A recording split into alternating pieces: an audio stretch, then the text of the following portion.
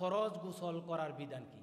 আমাদের অনেক কাছের মুসল্লি, অনেক দূরের মুসল্লি আমাদের কাছে জানতে চায় ফরজ গোসলগুলো আমরা কিভাবে করব। এটা লজ্জা না রেখে প্রতিটি মানুষের জানা অত্যাবশ্যক, অর্থাৎ যারা প্রাপ্তবয়স্ক, প্রাপ্তবয়স্কতার জন্যই আজকে আমাদের এই কোশ্চেন এবং এই অ্যান্সারটা। আপনি ফরজ গোসল করার পূর্বে আপনার আরেকটি বিষয়ে সহজ করে জানতে হবে, সেটা হচ্ছে গোসলের ফরজ কয়টি। আমরা এই বিষয়টা প্রথমে জানব। গোসলের ফরজ তিনটি: ভালোভাবে কুলি করা, নাকে পানি দেওয়া, সমস্ত শরীর ভালোভাবে ধৌত করা।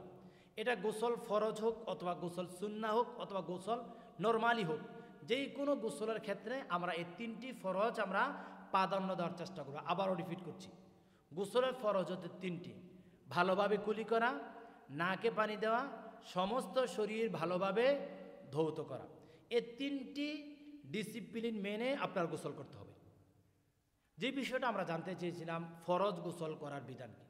আপনি যখন ফরজ গোসল করতে যাবেন, আমি কাপড় কীভাবে পরিষ্কার করতে হবে ফরজ গোসলের ক্ষেত্রে সেটা বলছি না, আমি শুধু ফরজ গোসল করার নিয়মটা বলছি। আপনি যখন গোসল করতে যাবেন, আপনি প্রথমত অজু করার নিয়তে আপনি হাত ধুবেন, তারপর আপনি কুলি করবেন, তো আপনি মুখমণ্ডল ধৌত করবেন, তারপর নাকে পানি দেবেন,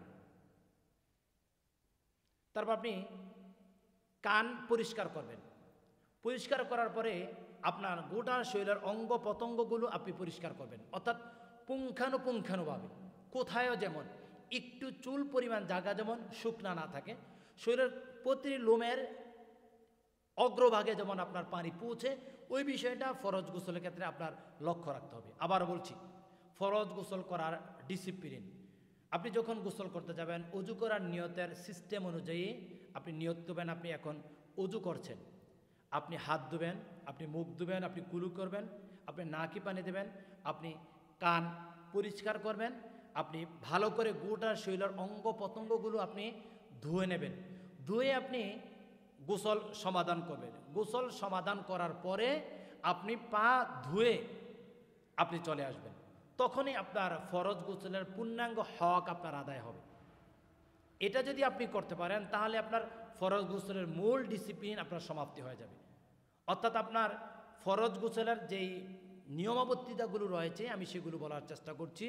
প্রথমত, আপনি অজু করার নিয়তে পূর্ণাঙ্গ কাজগুলো করবেন, যেভাবে আপনি অজু করেন সকল কাজগুলো করবেন। তারপর গোটা শরীরে পানি দেবেন, এমনিভাবে আপনি পানি ঢালবেন গোটা বডির মধ্যে, গোটা শরীরের মধ্যে। আপনার শরীরের কোনো একটি লোমের অগ্রভাগ অর্থাৎ একেবারে শেষ বিন্দুতেও যেমন শুকনা না থাকে, প্রতিটি অঙ্গই যেমন আপনার ভিজে, এই এমন একটি অবস্থান আপনি তৈরি করবেন। ওভাবে আপনি গোটা শরীর আপনি ধুয়ে পরিষ্কার হয়ে আপনি যখন গোসল সমাপ্তি করবেন, তারপর আপনি পা ধুয়ে আপনি গোসল সমাপ্তি করবেন। এটাই আপনার ফরজ গোসলের পূর্ণাঙ্গ আদায় হয়ে যাবে। তারপরে আপনি এটা দিয়ে সালাত পড়তে পারবেন, কোনো টেনশন নেই।